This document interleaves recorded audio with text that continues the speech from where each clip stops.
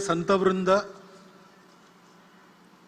उपस्थित नागरिक सज्जन, माता भगिनी एवं आत्मीय स्वयंसेवक बंधु,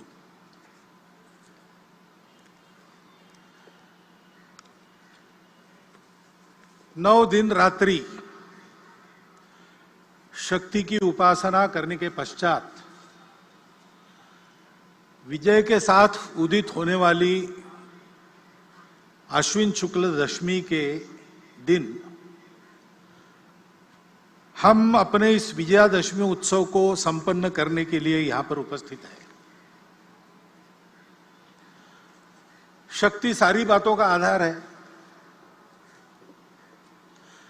शक्ति शांति का भी आधार है। शुभ कामों को करने के लिए भी शक्ति चाहिए।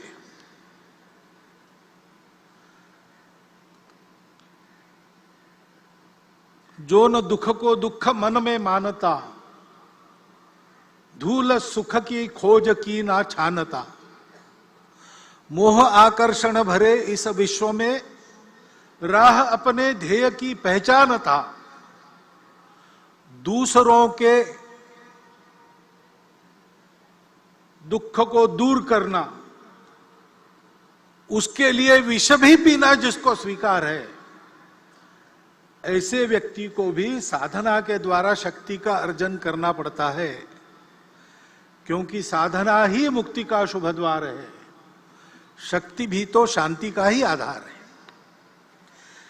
ऐसे शक्ति उपासना का यह उत्सव है, विजय का यह उत्सव है, और संयोग है कि उसमें प्रमुख अतिथि के नाते उपस्थित श्रीमती संतोष यादव जी उसी शक्ति का, ऊर्जा का, चैतन्य का प्रतिनिधित्व करने वाली है।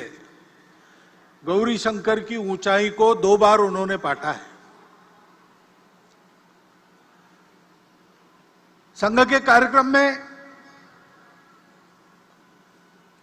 ऐसे समाज की जो कर्तृत्व संपन्न, प्रबुद्ध,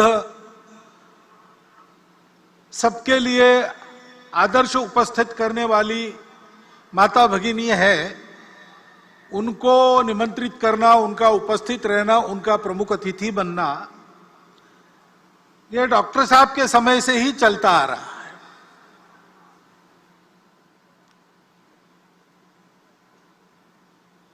श्रीमती अनुसुयाबाई काले हमारे कार्यक्रम में आ चुकी है। उस समय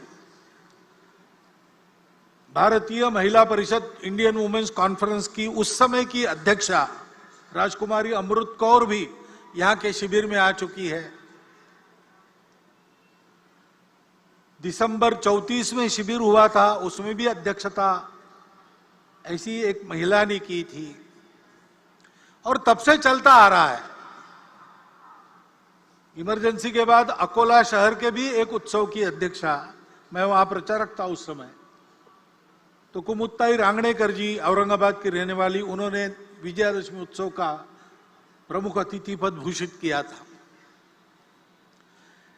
क्योंकि संपूर्ण समाज को संगठित करना है, तो समाज तो दोनों से बनता है। हमारे यहां यह दृष्टि है, पुरुष श्रेष्ठ की महिला श्रेष्ठ, ऐसा वाद हम नहीं करते, क्योंकि हम ये जानते हैं कि दोनों के बिना समाज नहीं बनता, दोनों के बिना सृष्टि नहीं होती। ये दोनों परस्पर पूरक है। ये हमारी भारतीय दृष्टि है। दोनों का काम है और दोनों का काम परस्पर पूरक है। इसलिए व्यक्ति निर्माण का काम करने वाली शाखाएं तो संघ की अलग, राष्ट्र सेविका समिति की अलग, महिलाओं के लिए उनकी चलती है, पुरुषों के लिए हमारी चलती है। लेकिन समाज के बाकी सारे कामों में पुरुष महिला एकत्र मिलकर काम करते हैं, यह चलते आ रहा है। डॉक्टर साहब के समय की जो परिस्थिति थी, उस समय व्यक्ति निर्माण के काम के लिए 2 संगठन हो गए, लेकिन बाकी सभी कामों में सब मिलकर काम करते हैं, क्योंकि यह पूरकता की दृष्टि है। संपूर्ण समाज का संगठन करना है तो संख्या की दृष्टि से आधा भाग हमारे समाज का मातृशक्ति का है, उसकी उपेक्षा नहीं की जा सकती। उनको भी सशक्त करना पड़ेगा। हमारे यहां उनको माता मानते हैं, वत्सलता उनका गुण है, जगत जननी के रूप में उनकी कल्पना करते हैं। लेकिन ऐसी कल्पना करते करते क्या हमको विस्मृति हो गई पता नहीं, हमने उनकी सक्रियता के दायरे को सीमित कर दिया। और बाद में जो विदेशी आक्रमण हुए, उन आक्रमणों की परिस्थिति में उनकी सुरक्षा के नाम पर इस बंधन को एक वैधता प्रदान हुई। आक्रमण की परिस्थिति चली गई, लेकिन बंधन हमने कायम रखे, उनको कभी मुक्त नहीं किया। उनको जगत जननी मानना ठीक है, लेकिन इसका मतलब उनको पूजा घर में हम बंद करके रखे, बाहर ना आने दे, यह ठीक नहीं है। एक तो उनको जगत जननी मान के पूजा घर में बंद करते, अथवा द्वितीय दर्जे का मानकर घर में बंद करके रख देते। ये दोनों अतिवादिताओं को छोड़कर मातृशक्ति को सशक्त बनाना, प्रबुद्ध बनाना, उनको बराबरी के अधिकार से सार्वजनिक कार्यों में, परिवार के कार्यों में सर्वत्र निर्णय की स्वतंत्रता और निर्णय में बराबरी की साझेदारी देते हुए सक्रिय करना, इसकी आवश्यकता है। 2017 में विविध संगठनों में काम करने वाली और हमारी महिला कार्यकर्ताओं ने सारे भारत का एक बहुत बड़ा मातृशक्ति का सर्वे किया था। सब प्रकार की महिलाएं उसमें उन्होंने सर्वे में ली थी, यानी सन्यासिनियों से लेकर तो बड़े बड़े उद्योग चलाने वाली महिलाओं तक सबको उसमें लिया था। भारतवर्ष में महिलाओं का इतना समग्र सर्वेक्षण ये पहली बार हुआ है। वो सर्वे प्रसिद्ध भी हुआ, उस सर्वे को सरकार के पास भी दिया गया। दिल्ली में ही उसका लोकार्पण निर्मला जी सीतारामन जी के हस्ते हाथ में हुआ था, मैं था वहां पर। उस सर्वे के निष्कर्ष भी यही है, जो सब पुरुष कर सकता है मातृशक्ति कर सकती है। मातृशक्ति जो सब कर सकती है वो सब काम पुरुष नहीं कर सकते, इतनी उनकी शक्ति है। और इसलिए उनको इस प्रकार प्रबुद्ध बनाना, सशक्त बनाना, उनका सशक्तिकरण करना, उनको काम करने की स्वतंत्रता देना और कार्यों में बराबरी की सहभागिता देना। दुनिया भर में जो व्यक्तिवादी और स्त्री मुक्तिवादी आंदोलन चलते हैं, उनके 5वें फेज के बाद अब 6वां फेज चल रहा है, उसमें वो भी अपने दृष्टिकोण को अनुभवों से मोड़कर इसी रास्ते पर आ रहे हैं। और इसलिए उस मातृशक्ति के जागरण का महत्वपूर्ण काम अपने परिवार से प्रारंभ करते हुए सार्वजनिक कार्यों में, संगठन संस्थाओं में भी उसको लागू करते हुए हमको समाज के पास ले जाना पड़ेगा। क्योंकि बिना उनके सहभाग से पूर्ण समाज की संगठित शक्ति खड़ी नहीं होगी, और पूर्ण समाज की संगठित शक्ति जब काम करने लगेगी तब अपने देश के नवोत्थान के सारे प्रयास पूर्ण सफल होंगे, तब तक नहीं होंगे। आज हम उस नवोत्थान की आहट देख रहे हैं। हमारी प्रतिष्ठा दुनिया में बढ़ गई है, हमारी विश्वासार्हता बढ़ गई है। जिस प्रकार से हमने श्रीलंका के संकट में उसकी सहायता की, यूक्रेन के भूमि पर अमेरिका और रशिया की जो लड़ाई हो रही है उसमें अपने देश के हित को ध्यान में रखते हुए और जागतिक मानवता के हित को भी कम न करते हुए जिस प्रकार की भूमिका हमने रखी, हमारी बात सुनी जा रही है, हमारा वजन बढ़ रहा है, हमको बड़ा आनंद होता है। राष्ट्रीय सुरक्षा के मामले में हम उत्तरोत्तर सफल होते चले जा रहे हैं और स्वावलंबी होते चले जा रहे हैं। कोरोना की विपदा से बाहर आने के बाद अब हमारी अर्थव्यवस्था धीरे धीरे पूर्व स्थिति पर आ रही है और वो आगे जाएगी, ऐसी भविष्यवाणी दुनिया के सभी अर्थतज्ञ कर रहे हैं। खेल के क्षेत्र में भी नीतियों में जो अच्छा परिवर्तन आया है वो तो है ही, लेकिन हमारे खिलाड़ी ओलंपिक्स में और पैरा ओलंपिक्स में भी अपनी कर्तृत्व को दिखा रहे, विजय प्राप्त करके देश का नाम रोशन कर रहे। अभिमान से हमारा सीना फूल जाता है। अभी अभी दिल्ली में कर्तव्य पथ का उद्घाटन हुआ, लोकार्पण हुआ। उसमें प्रधानमंत्री जी के भाषण में उन्होंने अपने देश के नवोत्थान के इस उदय काल के दृश्य को स्पष्ट किया है। सांस्कृतिक प्रतीक, आर्थिक प्रगति के प्रतीक, हमारे देश के स्वाभिमान के प्रतीक, स्वतंत्रता के लिए जिन्होंने अपना प्राणार्पण किया, उनके गौरव के प्रतीक कैसे कैसे खड़े हो रहे, उसके पीछे अपने समाज का कर्तृत्व कैसे दौड़ रहा है, इस सारा वर्णन आपने भी सुना है। इस नवोत्थान की आहट को सुनकर हम भी प्रसन्न होते हैं और हम भी कदम से कदम मिलाकर आगे बढ़ने की इच्छा करते हैं। लेकिन इस दिशा में आगे बढ़ना है तो आत्मनिर्भर, ऐसा शब्द उपयोग करते हैं हम। आत्मनिर्भर भारत की आहट हो रही है, लेकिन हमारी आत्मा क्या है, उसकी स्पष्ट जानकारी चाहिए। गोलमोल नहीं चलेगा, क्योंकि आत्मनिर्भरता के पथ का प्रकाश वो आत्मा ही देती है। तो हम क्या है, हमारी आत्मा क्या है, इसकी जानकारी स्पष्ट, और शासन, प्रशासन, समाज, नेतृत्व, कार्यकर्ता, इन सब में समान प्रकार की होनी चाहिए। ऐसा होने से हमारा पथ स्पष्ट होता है,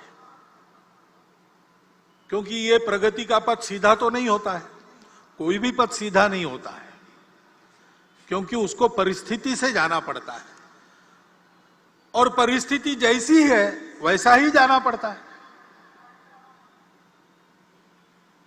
यहां से मैं निकलूंगा उत्तर दिशा में जाने के लिए, डॉक्टर हेडगेवार भवन कार्यक्रम के बाद मुझे जाना है, लेकिन मुझे जाना पड़ेगा पहले दक्षिण में, बाद में मैं पश्चिम की ओर मुड़ूंगा और फिर उत्तर की ओर जाऊंगा, क्योंकि रास्ता वैसा है।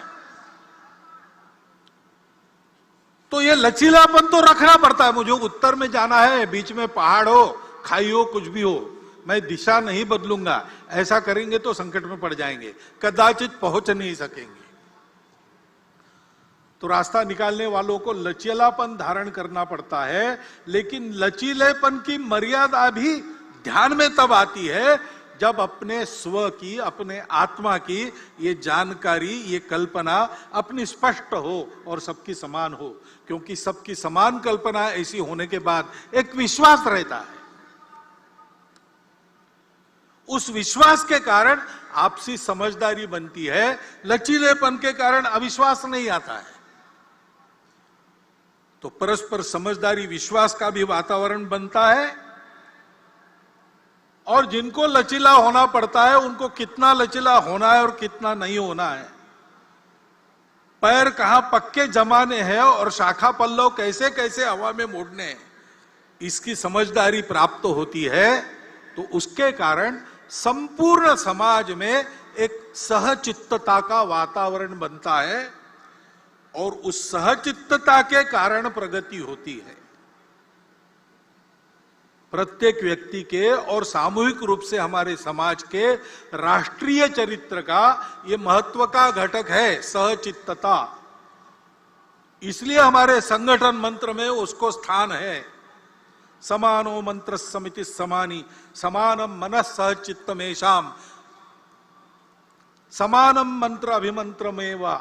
सब समान कहा है, चित्त अलग अलग हो सकता है, इसलिए वहां साथ मिलकर चलने का निश्चय, यानी सहचित्तता, इसको बताया है। उस सहचित्तता के वातावरण में सबको साथ लेकर हमको चलना है। और जैसा मैंने कहा, चलना है तो चलते समय कठिनाई आती है, बाधाएं आती है।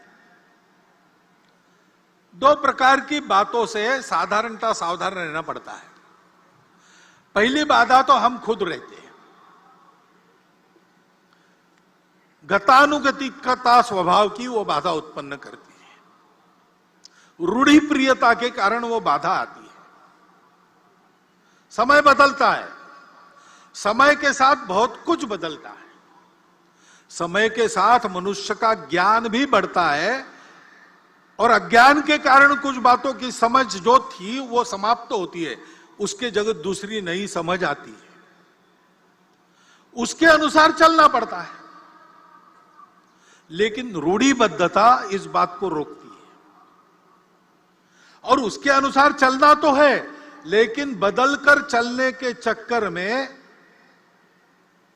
बहुत कुछ पहले अनुभव से जो चलते आ रहा है उसमें जो शाश्वत होता है, जैसे हमारी अतिथि महोदया ने बार बार सनातन संस्कृति का उल्लेख किया,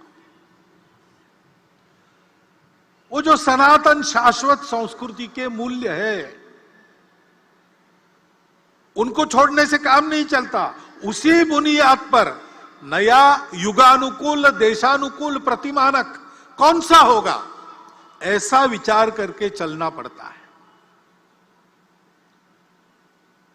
तो नित्य नूतन होना पड़ता है, लेकिन चिर पुरातन भी रहना पड़ता है।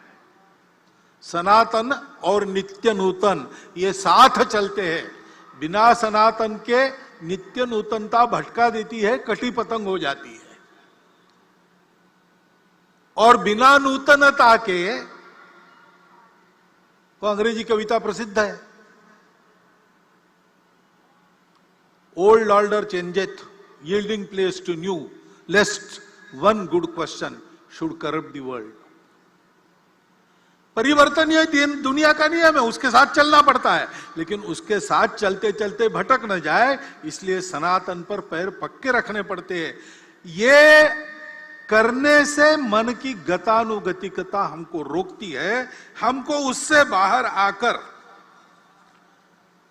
अपने उस सनातन संस्कृति के मूल्यों का युगानुकूल देशानुकूल अभिव्यक्ति करने वाला रूप क्या है, संपूर्ण दुनिया से जो आता है उसमें भी लेने लायक क्या है, उसको देशानुकूल कैसे बनाते, ऐसा विचार करना पड़ेगा। दूसरे प्रकार की जो बाधा है, सनातन मूल्यों का क्षरण न हो, ये देखकर चलते समय और भी एक बाधा है, वो बाहर से आती है, जो भारतवर्ष की प्रगति को होने नहीं देना चाहते। उसलिए भारतवर्ष के समाज में किसी प्रकार का सद्भाव सामंजस्य जो नहीं चाहते,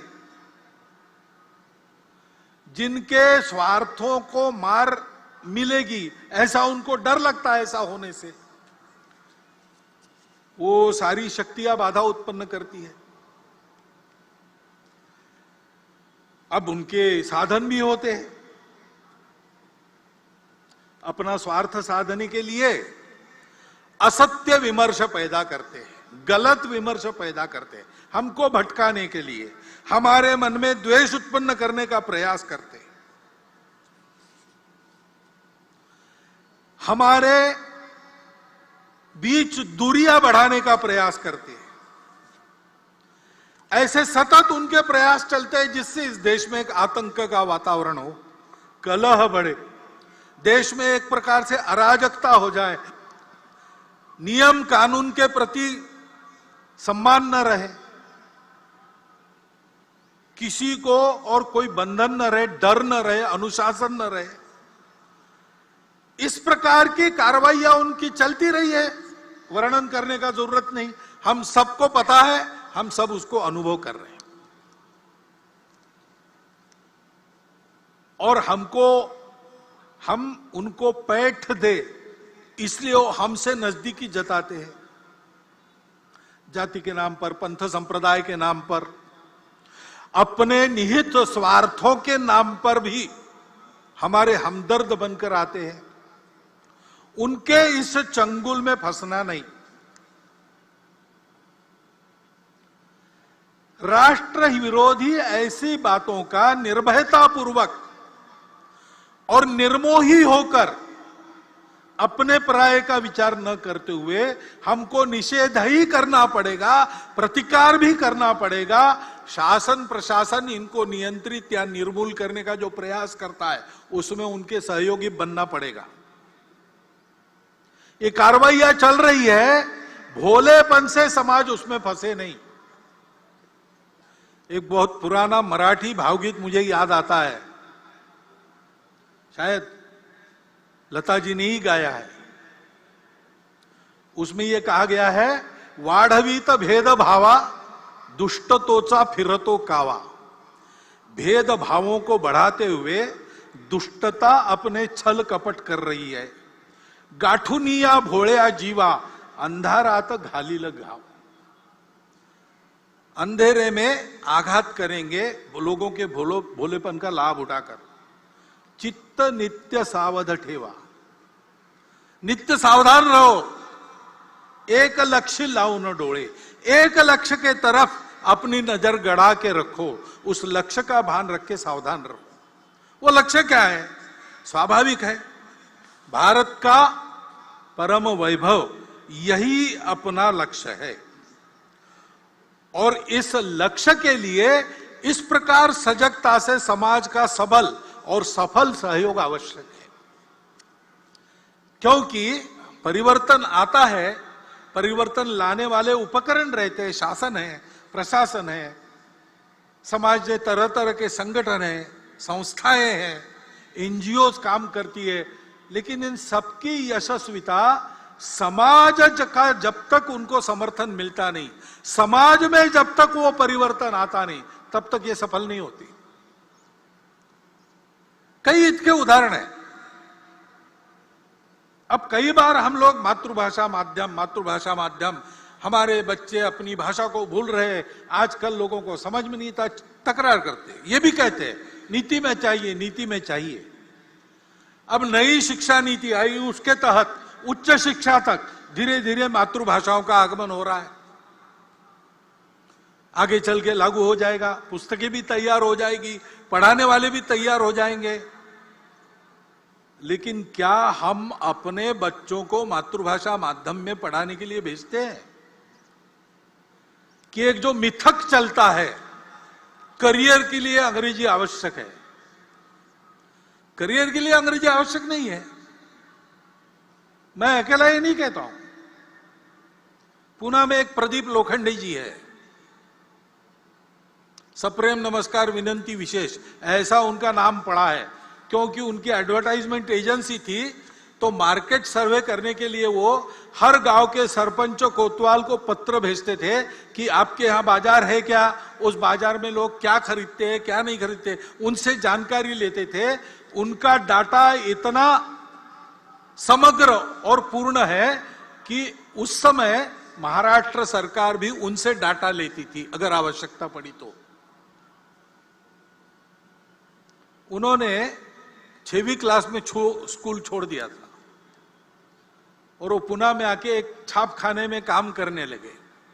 करते करते उन्होंने अपनी शिक्षा भी की, बीकॉम हुए, अपनी एडवर्टाइजमेंट एजेंसी निकाली और इतने बड़े हो गए। वो मुझे मिले थे, वो भी यही बता रहे थे।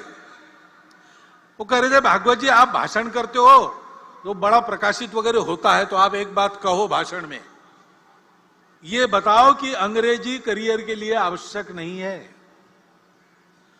करियर जिससे बनता है वो बातें अलग होती है। और आज देखेंगे तो मूर्धन्य अपने देश के जिस क्षेत्र में जितने व्यक्ति है, लगभग सब लोग 80% मैट्रिक तक तो मातृभाषा में ही पढ़े।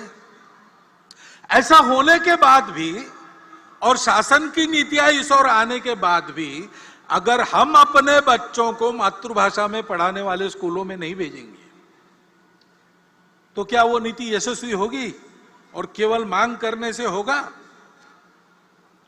मातृभाषा की चर्चा तो हम बहुत करते हैं, क्या सब जगह अपने हस्ताक्षर हम अपनी मातृभाषा में करते हैं? क्या हमारे घर पर जो नाम फलक टंगा है, नेम प्लेट, उस पर हमने अपना नाम, अपने कुल का नाम मातृभाषा में लिखा है?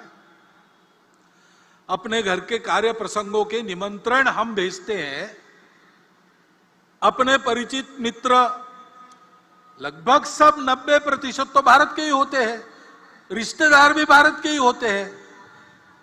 क्या वो हम अपनी मातृभाषा में उनको भेजते हैं?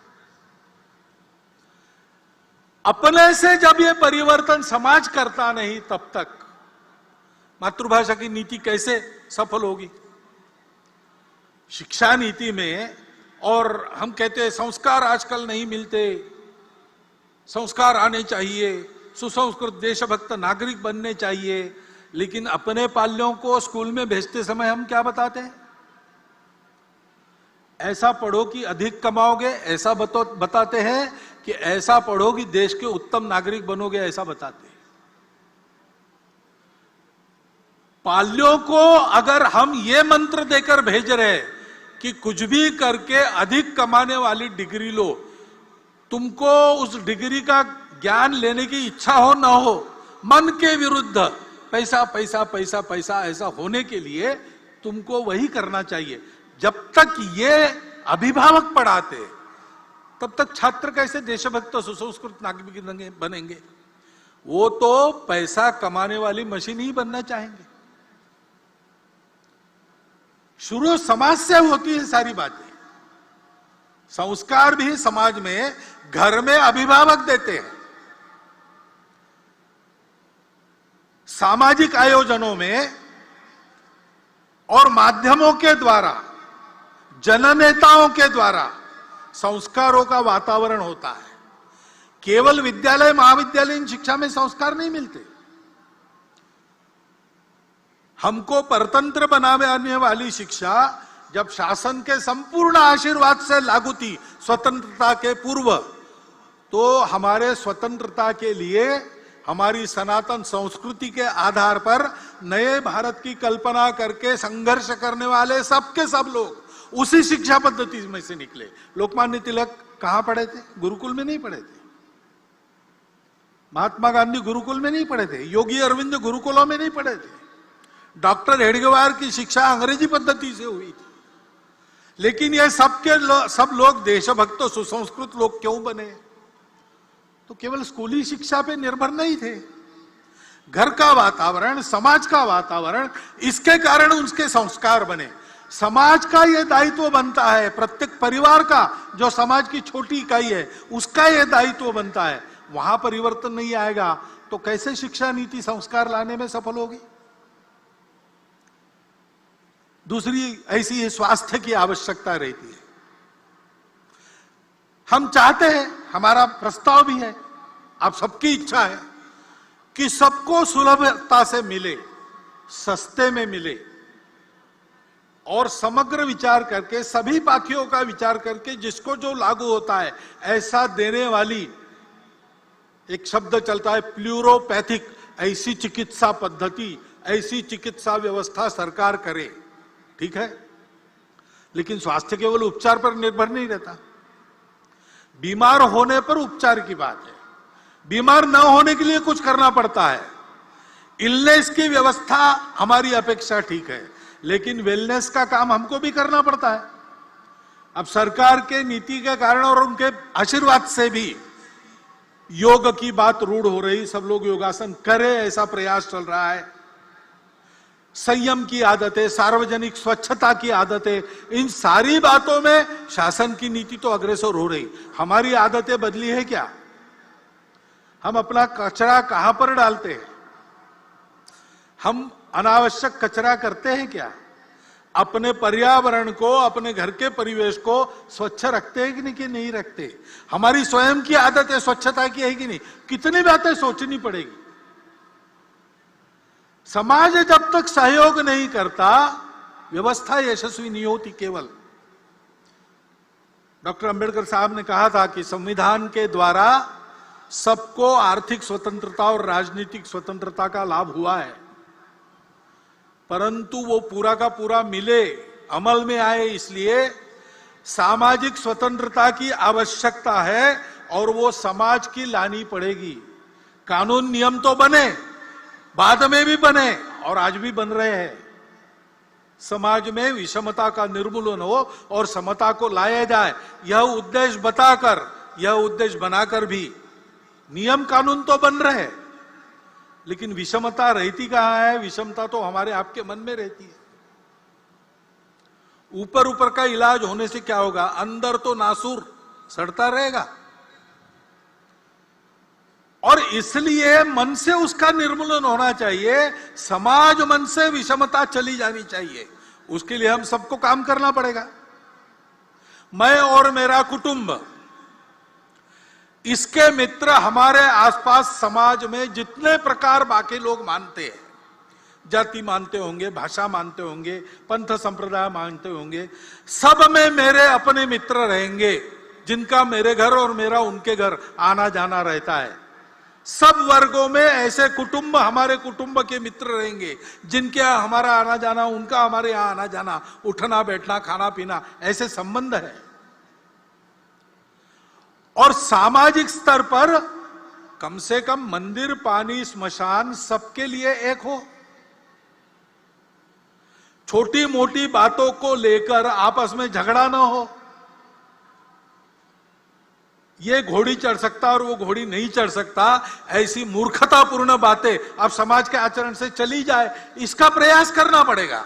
ये प्रयास समाज में होगा, हम सब लोग करेंगे, संघ के स्वयंसेवक करेंगे, समाज के सुबुद्ध नागरिक करेंगे, तब तो विषमता का निर्मूलन होगा और आर्थिक और राजनीतिक स्वतंत्रता प्रत्येक व्यक्ति तक पहुंचाने वाली सामाजिक स्वतंत्रता का लाभ हमको होगा। यह हम सबको करना पड़ेगा। आर्थिक उन्नति के लिए भी रोजगार की बात आती है। बहुत सारी बातें चल रही है, स्किल ट्रेनिंग हो रहा है, उद्यमिता को बढ़ावा देने वाली नीतियां आ रही है, और हम सब लोग चाहते हैं हमारी अर्थव्यवस्था कैसी हो, रोजगार उन्मुख हो, रोजगार बढ़ाने वाली हो, उपभोगवाद रहित हो, शोषण मुक्त हो, पर्यावरण की मित्र हो। सारी दुनिया आजकल ऐसा ही विकास चाहती है, हम भी चाहते हैं, परंतु हमारे जीवन से भोग वृत्ति को हमने निकाल दिया कि हमारे जीवन में संयम है। हम अपने परिवार में रहन सहन में सादगी बरतते हैं, जितना आवश्यक उतना ही खर्चा करते हैं कि अपने वैभव का प्रदर्शन करने के लिए लुटाते हैं। हमारी प्रवृत्ति क्या है? हम इसकी चिंता करते हैं कि नहीं कि मेरे करने में, मेरे अपने लिए कमाने में किसी का शोषण न हो। योगः कर्मसु कौशलम गीता में कहा है, और तथागत ने कुशलस्य उपसंपदा कहा है। वो कुशलता ये है, अपना जीवन चलाना, दूसरे किसी के जीवन को हानि बिना पहुंचाए। ये हमारी परंपरा है। क्या हमारे जीवन में वो आई है? बीच में चली गई, हम स्वार्थी बन गए। उस स्वार्थ को अपने मन से हटाकर हमने इस आचरण को अपनाया नहीं, तो शोषण मुक्त अर्थव्यवस्था कहां से आनी? रोजगार यानी केवल नौकरी, और नौकरी के पीछे ही भागेंगे, और वो भी सरकारी हो, और बने तक मेरे घर के पास हो ऑफिस। ऐसा सब लोग दौड़ेंगे तो नौकरी कितनी दे सकता है? सरकारी और प्राइवेट मिलाकर किसी भी समाज में 10, 20, 30% ज्यादा से ज्यादा नौकरियां होती है। बाकी सबको अपना काम करना पड़ता है। उस उद्यमिता की प्रवृत्ति बढ़नी चाहिए। स्टार्टअप्स वगैरह सरकार शुरू कर रही, सरकार उसको प्रोत्साहन दे रही, लेकिन हमको उधर जाना चाहिए। हम करते हैं तो होता है। कोरोना में हमने देखा, कोरोना में और बड़ी संख्या में 3 करोड़ से ऊपर लोगों का इधर से उधर जाना हुआ, रोजगार छूट गए, नए रोजगार नहीं बने। ऐसे लोगों को रोजगार देने का काम हमने किया, केवल संघ के स्वयंसेवक ने नहीं। कोई एक संगठन, एक सरकार, एक नेता नहीं कर सकता, लेकिन उस समय सब लोग इकट्ठा आ गए। शासन प्रशासन भी आया, समाज के सधन संपन्न व्यक्ति भी आए, उद्योग चलाने वाले लोग भी आए, संघ के कार्यकर्ता, समाज के कार्यकर्ता, सब एक हुए और सबने प्रयास किए, तो मिल गया काम लोगों को। और इस अनुभव से सीखकर जो स्वयंसेवक आर्थिक विषयों को ध्यान देने वाले संगठन में काम करते हैं, उन्होंने बाद में भी ये उपक्रम चलाया, समाज के ऐसे सब लोगों को साथ लिया, उनके साथ वो रहे, और एक एक जिला केंद्र पर उस जिला में ही जिनको काम मिल सकता है वहां के तरुणों को ऐसे रोजगार कौन से, उनका प्रशिक्षण और रोजगार देने की बात उन्होंने शुरू की। 250 जिलों में ये काम शुरू हो गया है, सब जिलों में शुरू होगा। और अभी तक बड़ा उल्लेखनीय रोजगार देने का काम उनके द्वारा हुआ है। आंकड़े मेरे पास नहीं है, नहीं तो मैं बताता, लेकिन ये मुझे मालूम है कि 350 जिलों में जिला केंद्र से ये काम शुरू हो गया है। ये हम अगर करेंगे नहीं तो अकेली सरकार और प्रशासन कितना रोजगार बढ़ा सकते?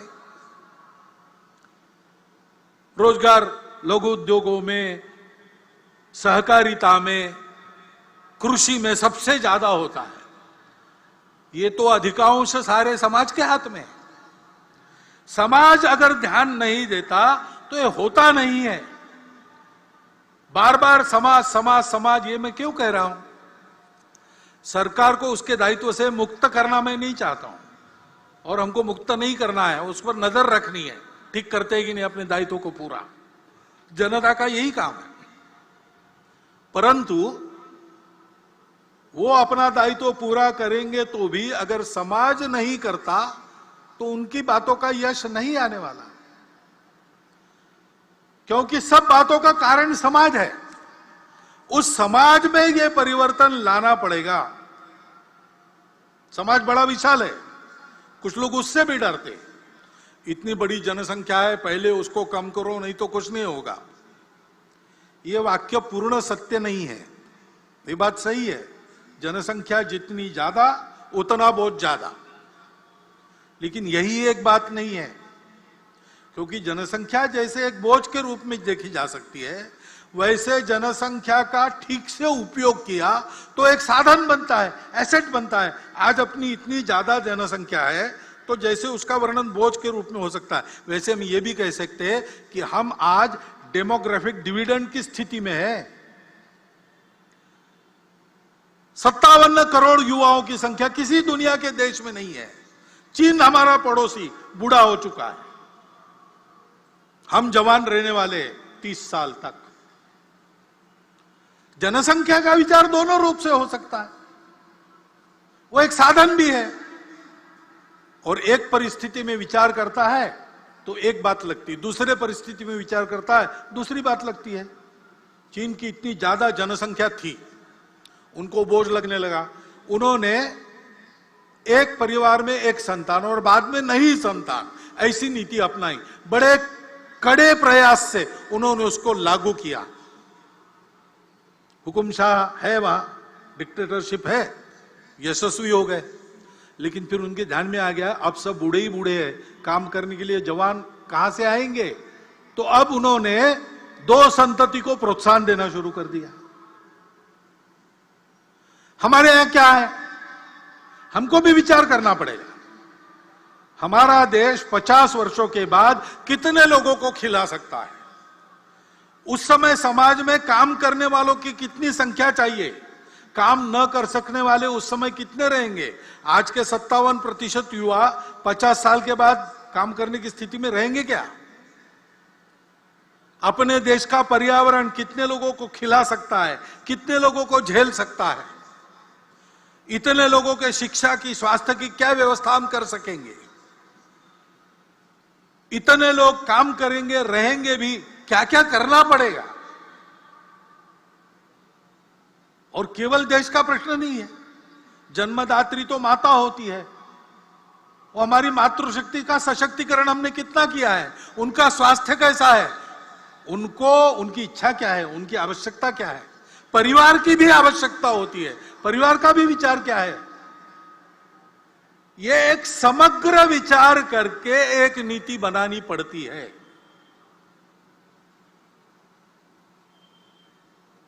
हमने ऐसी नीति बनाई कुछ वर्षों पूर्व, भारत सरकार ने बनाई, और 2.1 ऐसा एवरेज संतान, हमने उसको इतनी अच्छी तरह लागू किया, दुनिया को भी ये उम्मीद नहीं थी, वो आश्चर्य कर रही है। उससे भी नीचे हम आ गए 2 तक। लेकिन बहुत नीचे आना भी गड़बड़ होता है, क्योंकि घर के बच्चों को सामाजिक व्यवहार का प्रशिक्षण परिवार में मिलता है। परिवार में संख्या चाहिए, अपने बराबरी के भी 2-3 लोग चाहिए, ऊपर के भी चाहिए, नीचे के भी चाहिए। तो सबसे बात कैसे करना, सामाजिक संस्कार कैसे होता है, अपने अहंकार को कैसे संयमित करना पड़ता है, ईगो मैनेजमेंट कैसी करनी पड़ती है, ये सारी बातें सीखनी पड़ती है। उसके लिए परिवार की संख्या भी चाहिए, और जनसंख्या बहुत कम हो गई तो फिर बढ़ना बंद होता है, तो समाज के समाज लुप्त हो जाते हैं, भाषाएं लुप्त हो जाती है। कितनी भाषाएं दुनिया की बोलने वाले नहीं रहे, भाषाएं समाप्त हो गई। और इसलिए ऐसा समग्र विचार करना चाहिए। और ये भी हम देखते हैं कि जनसंख्या में प्रमाण का भी संतुलन चाहिए। हम भुगते हैं, जनसंख्या का असंतुलन हुआ तो 50 साल पहले उसके गंभीर परिणामों को हमने भुगता। और केवल हमारा ऐसा हुआ ऐसा नहीं, आज की तारीख में पूर्व तिमोर नाम का एक नया देश बना, दक्षिण सूडान नाम का नया देश बना, कोसोवो बना। जनसंख्या में पंथ संप्रदाय के प्रमाण में अंतर आने से नए देश बन गए, देश टूट गए। यह असंतुलन जन्मदर एक भाग है उसका, लेकिन जोर जबरदस्ती या छल कपट से, लालच से मतांतरण, यह सबसे बड़ा फैक्टर है। और जहां सीमा पार से घुसपैठ होती है, वहां घुसपैठ से भी यह होता है। उस संतुलन का भी ध्यान रखना देश हित की दृष्टि से अनिवार्य बात है। और इसलिए जनसंख्या की एक समग्र नीति बने, वो सब पर समान रूप से लागू हो, एक बार बनने के बाद किसी को छूट न मिले और समाज इसको स्वीकार कर ले, इसलिए उसके लिए मन बनाकर उसको लाया जाए, इसकी आवश्यकता है। क्योंकि फिर से समाज में अगर उसको नहीं माना तो नीति क्या करेगी? समाज स्वीकार करता है, अगर लाभ देने वाली बात है, स्वार्थ की बात है, समाज सहर्ष स्वीकार करता है, उसको लिए समझाना नहीं पड़ता।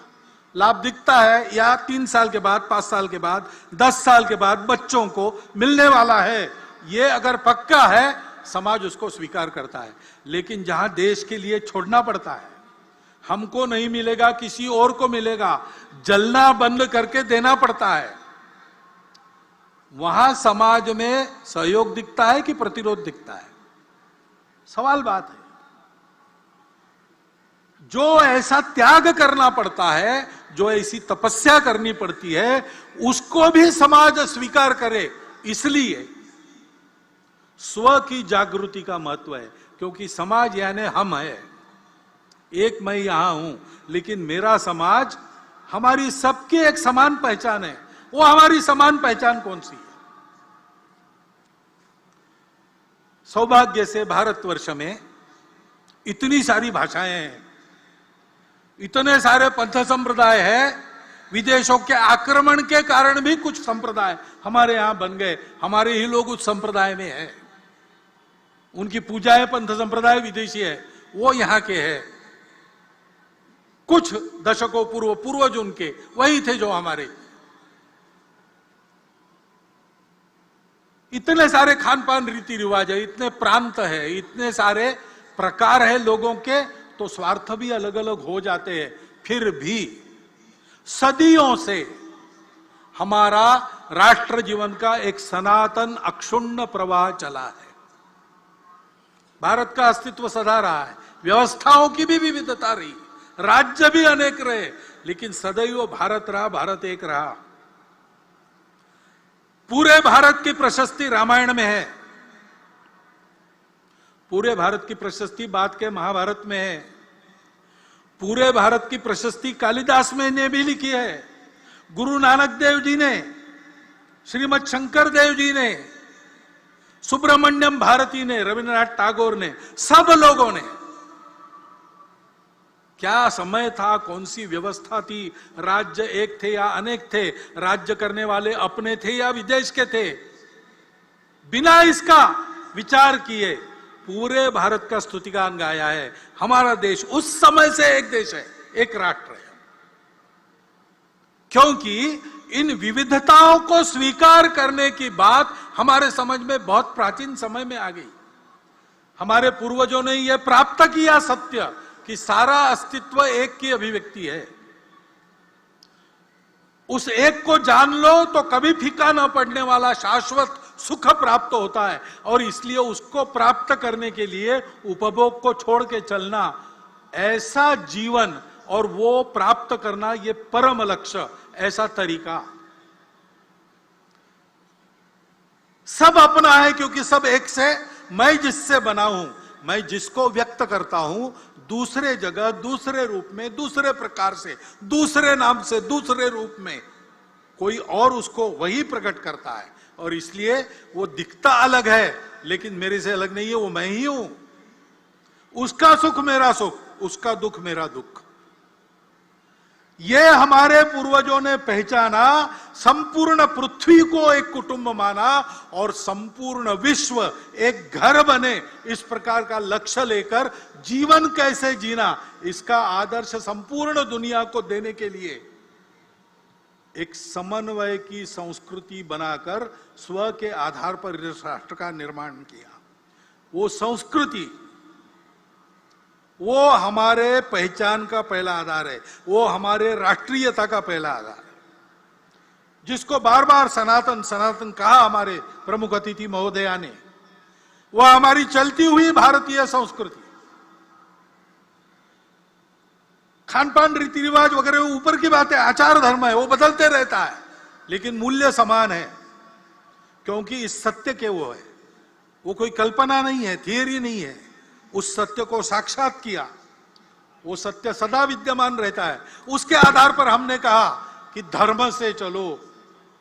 क्या धर्म है? सत्य, करुणा, शुचिता, तपस, बस 4 बातें। बाकी किसकी पूजा करना, किधर पैर करके सोना, कौन सा कपड़ा पहनना, कब क्या खाना पीना, आचार धर्म है। देश काल परिस्थिति के अनुसार बदलता है। जो चलता है वो रखो, जो बदलना है वो बदलो। परंतु जो भी करोगे, जिस किसी नाम रूप से करोगे, वो सत्य होना चाहिए, सत्य से मेल खाने वाला होना चाहिए। उसमें सबके प्रति करुणा चाहिए, संवेदना चाहिए। अंतर्बाह्य शुचित्व धारण करके तुम ये विचार करोगे तो ये करुणा संभव है, ये सत्य संभव है। और उसके लिए तुमको तपश्चर्या करनी पड़ेगी। ये 4 जिसमें नहीं है, इस 4 में से एक का भी अधिक्षेप या तिरस्कार जिस बात में होता है वो अधर्म है, चाहे वो चलता आया हो। इसलिए अस्पृश्यता अधर्म है, जात पात की विषमता, भेद अधर्म है। कहीं भी लिखा हो इसमें सत्य, हम सब एक है, इसका अधिक्षेप होता है। इसमें परस्पर संवेदना, करुणा का अधिक्षेप होता है। इसमें तन मन की शुचिता का अधिक्षेप होता है। और इसमें तपस की प्रतिष्ठा कम हो जाती है। और कुछ नहीं, बस इतना चाहिए, बाकी आपकी मर्जी।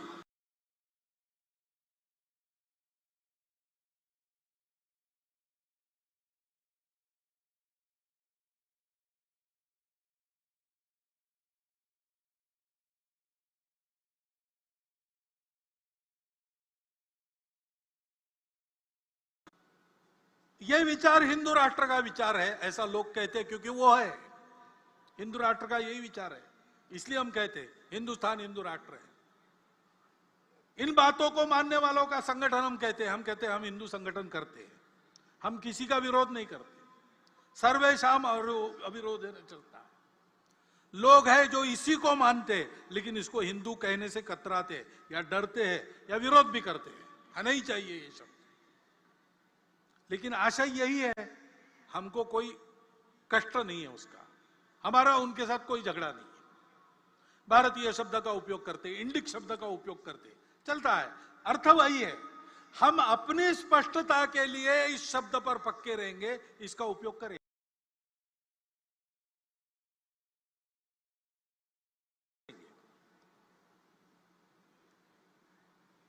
और सत्य, करुणा, शुचिता और तपस के आधार पर संगठित शक्ति का निर्माण करेंगे। ऐसे आधार पर जो शक्ति खड़ी होती है वो कभी उपद्रवी शक्ति नहीं बनती, क्योंकि उसके साथ शील रहता है। प्रार्थना में है हमारे, अजय्यांच विश्वस्य देहीश शक्ति। हमने अजय्य शक्ति मांगी भगवान से, जिसको कोई जीत नहीं सकता ऐसी शक्ति मांगी, जिससे हम सबको जीते ऐसी शक्ति नहीं मांगी, क्योंकि हमको जीतना नहीं, हमको जोड़ना है। और इसलिए हमारी प्रार्थना में शब्द है, हमको कोई जीत ना सके, क्योंकि दुनिया दुष्ट है, वो जीतना चाहती है। उनसे ये मूल्य, उनका ये आचरण सुरक्षित रहे, इसको सारी दुनिया को देना है। इसलिए अजय्यांच शक्तिस्य शक्ति ऐसी मांगिए हम, विश्वस्य अजय्या शक्ति। और तुरंत मांगा है, सुशीलम जगत येन नम्रम भवेत्। जहां सत्य करुणा तपस्सुचिता है, वहां ये शक्ति शील के साथ आती है, और इसलिए वो सदा कल्याणकारी रहती है। दुर्जनों को धाक रहता है उसका, दुर्जन है। और जब ऐसे आतताई लोग, आतंकी लोग, दुर्जन लोग आक्रमण करते हैं, तो आत्मरक्षा, आप्तरक्षा सबका केवल अधिकार नहीं, वो कर्तव्य बनता है। संपूर्ण समाज ने सत्य के पक्ष में ऐसे रक्षा के लिए संगठित होना चाहिए। लेकिन ये केवल आतंकियों के लिए, दुष्टों के लिए है। हम किसी को डराने वाले नहीं है। ना भय देत काहू को, ना भय जानत आप, ऐसा हिंदू खड़ा करने का हमारा प्रण है। वो काम हम करते हैं। हम विश्व में सर्वत्र और सबके साथ भाईचारा, भद्रता और शांति के पक्ष में हैं, सदा रहे। लेकिन लोग डराते, अरे संघ वाले मारेंगे, अरे हिंदू संगठन होगा ना तो सबको बाहर जाना पड़ेगा, यह हवा फैलाते हैं। ऐसा कुछ डर मन में है, और है इसलिए उसका निराकरण करने की इच्छा मन में लेकर तथाकथित अल्पसंख्यक समाज के कुछ बंधु पिछले वर्षों में हमसे मिलते रहे हैं, और हम भी मिले हैं, हमारे प्रमुख अधिकारी उनसे मिले हैं। आना जाना दोनों चल रहा है, ये कोई परसों नहीं हुआ, ये बहुत पहले से चल रहा है। भाव तो संघ का डॉक्टर साहब के समय से यही है, परंतु प्रत्यक्ष में शुरू हुआ श्री गुरुजी को डॉक्टर जिलानी मिले तब से, और तब से यह क्रम धीरे धीरे बढ़ रहा है। और ये बढ़े ऐसी हमारी इच्छा है संघ की, और संघ इस संवाद को कायम रखेगा। क्योंकि समाज को तोड़ने के प्रयास चल रहे हैं। अब कुछ दिन पहले उधर उदयपुर में, इधर अमरावती में और भी जगह बहुत जघन्य क्रूरता वाली घटनाएं हुई।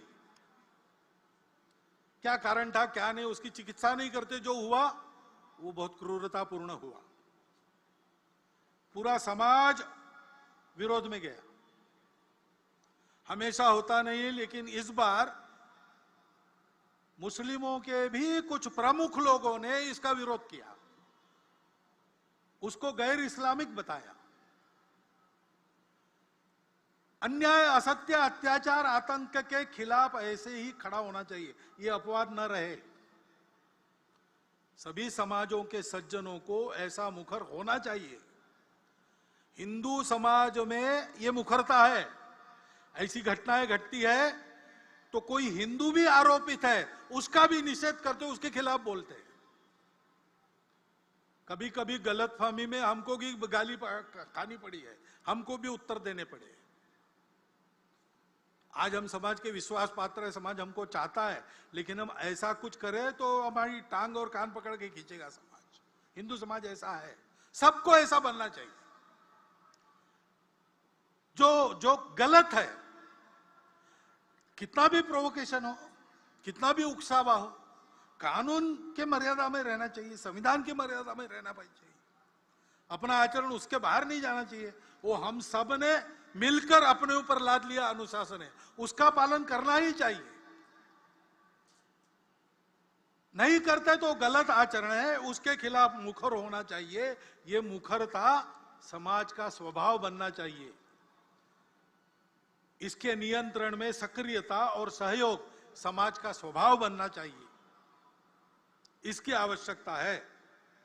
कानून संविधान की मर्यादा सबको पालन करनी चाहिए, और उसके अंदर विरोध जताते समय भी अपने बोलने से समाज जुड़ जाए, टूटे नहीं।